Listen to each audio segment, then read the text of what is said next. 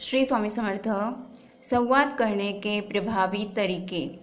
प्रभावी संचार जीवन के सभी पहलुओं में आवश्यक है, चाहे वह व्यक्तिगत संबंधों में हो, पेशेवर सेटिंग में हो या सामाजिक संपर्क में हो।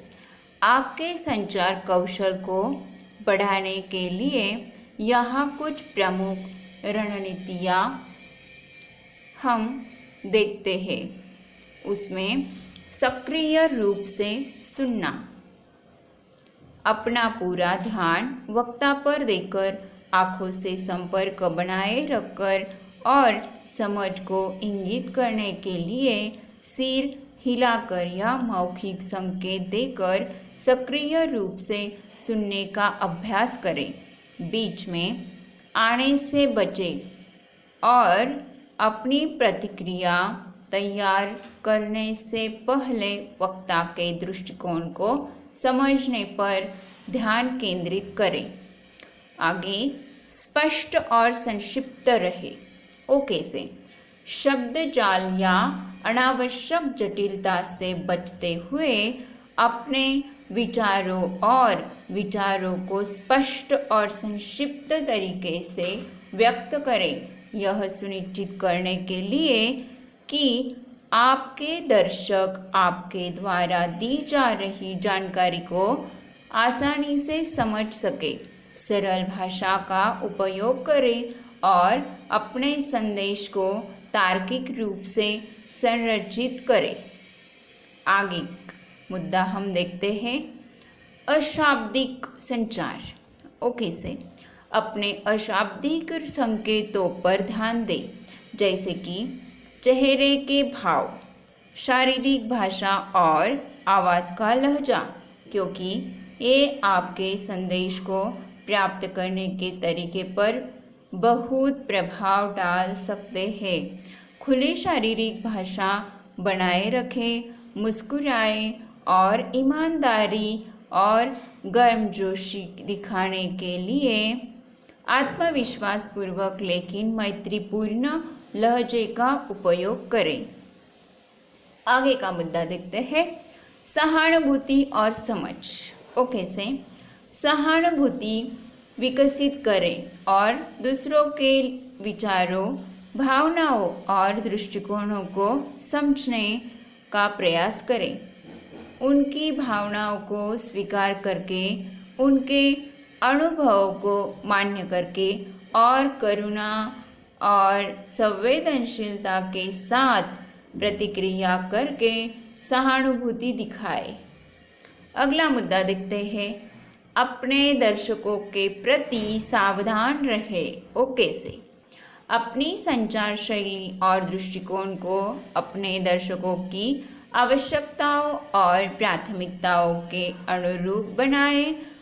उनकी पृष्ठभूमि, ज्ञान स्तर और संचार शैली जैसे कारकों पर विचार करें और स्पष्टता और प्रासंगिकता सुनिश्चित करने के लिए अपने संदेश को तदनुसार अनुकूलित करें। आगे देखते हैं प्रतिक्रिया के लिए पूछें। वो कैसे कर सकते हैं? आपकी संचार शैली को कैसे समझा जाता है, इसकी जानकारी प्राप्त करने और सुधार के क्षेत्रों की पहचान करने के लिए दूसरों से खुली और ईमानदारी प्रतिक्रिया को प्रोत्साहित करें। सहकर्मियों, मित्रों